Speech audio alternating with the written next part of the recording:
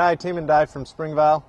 We're standing at our one and only Sauvignon Blanc block, and this was planted in 1996, so 16 years old, and really produces some nicely intense fruit. It's not a particularly high yielding vineyard due to the soil profile, but it really produces some nice intense fruit, and there's some interesting things about the style of wine that we make with the Sauv Blanc. It's 50% barrel fermented, Dave? 60% actually.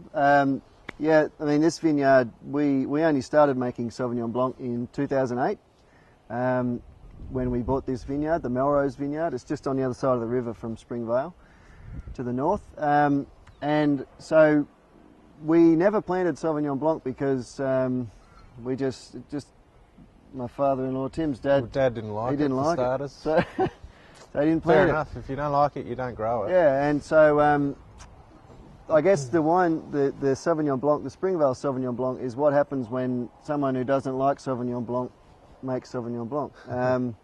I mean, me personally, I don't really drink Sauvignon Blanc that much, but I do like ours because it's got all the things that Sauvignon Blanc drinkers enjoy, that really vibrant, punchy fruit, passion fruit with a bit of grassiness thrown in there. But it also has something that, which is a bit more interesting, a bit more complex. I mean, more like you'd find in a developed Chardonnay, yeah, something more with texture. That's right. It's got quite a full-on palate for an early drinking and wine. very savoury too. That's something that I really enjoy about it. Nice. Very savoury. It's bone dry. Yep. And you'll find that, yeah, probably a feature with all of our wines is that they finish really dry and they're moreish. You just find yourself going back for more. They're really, really good food wines. And that's how they're intended to be consumed, really.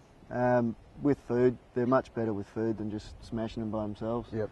But, you know, no judgments. Yeah, so 60% barrel fermented, and then, yeah, bottled when it's nice and young and crisp and fresh. Beautiful, dry and savoury food. What would you have with it?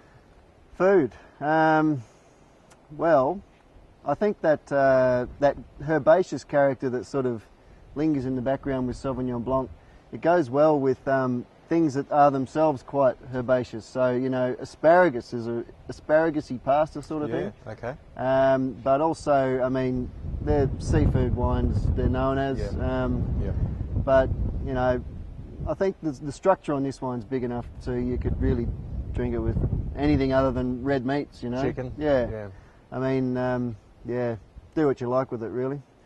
I think that's all. More info, go to the website, and I hope you enjoy it. Cheers.